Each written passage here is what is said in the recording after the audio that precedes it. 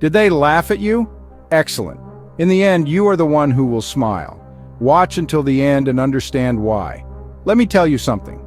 There's a sound that lingers long after the moment has passed, a sound that echoes in your mind when the world goes quiet.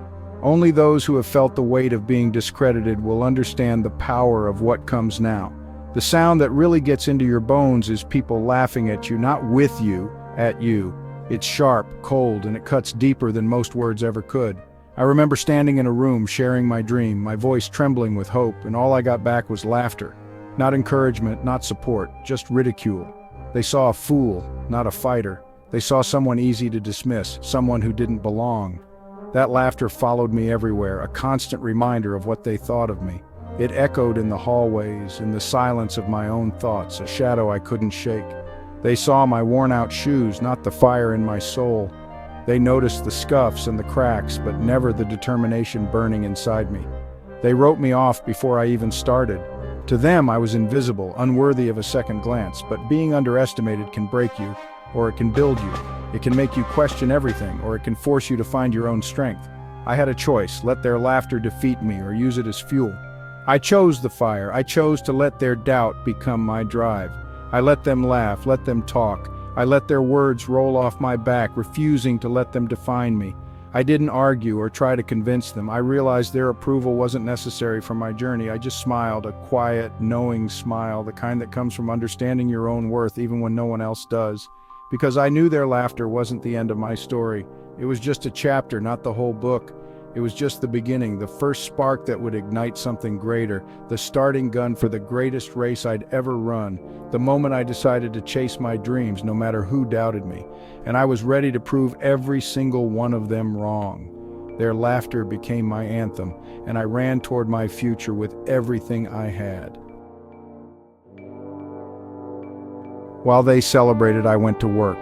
When the lights dimmed and the noise faded, I stepped into the shadows, ready to put in the hours no one else would. In the darkness, in the quiet hours when the world slept, I found my purpose. The city was silent, but my ambition was louder than ever. My motivation? The memory of their laughter echoing in my mind, fueling my drive to prove them wrong. I worked when I was tired, sick, or ready to quit.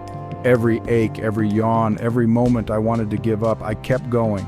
I shut out the world and focused on my dream, blocking out distractions and doubts, locking in on my vision.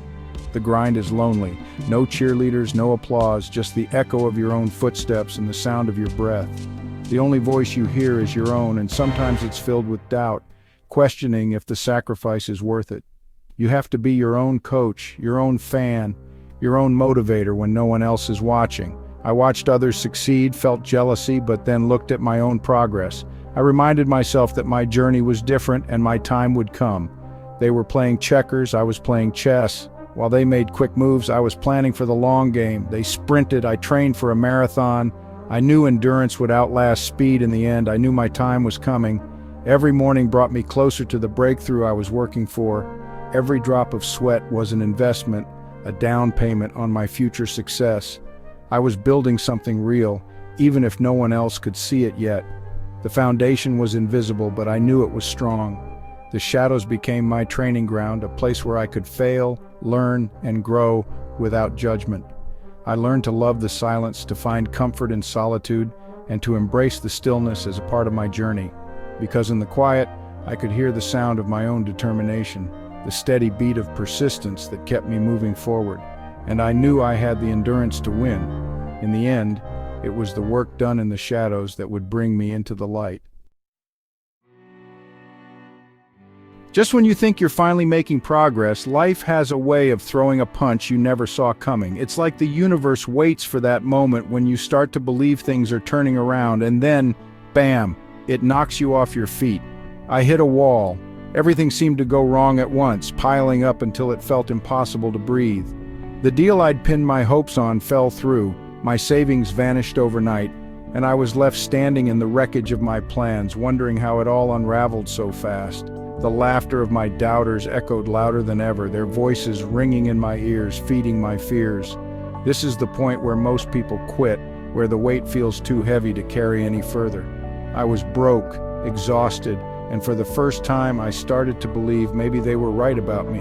Maybe I wasn't cut out for this. The fire inside me was just a flicker, barely enough to keep the darkness at bay. I looked at my reflection and saw defeat staring back, a version of myself I barely recognized. I asked myself, is this it? Is this all you've got? Are you really going to let it end here? But deep down, that ember still burned, refusing to be snuffed out completely. I remembered why I started, the dreams that once lit me up, and the promises I made to myself. I got angry enough to stand up, to refuse to let failure have the last word. I told myself, this is not how my story ends. Not now, not like this. The setback wasn't a stop sign, it was a detour, a chance to find a new way forward. I was ready to get back on the road, no matter how rough or uncertain it looked. Sometimes you have to hit rock bottom to find out how high you can climb, to discover the strength you never knew you had.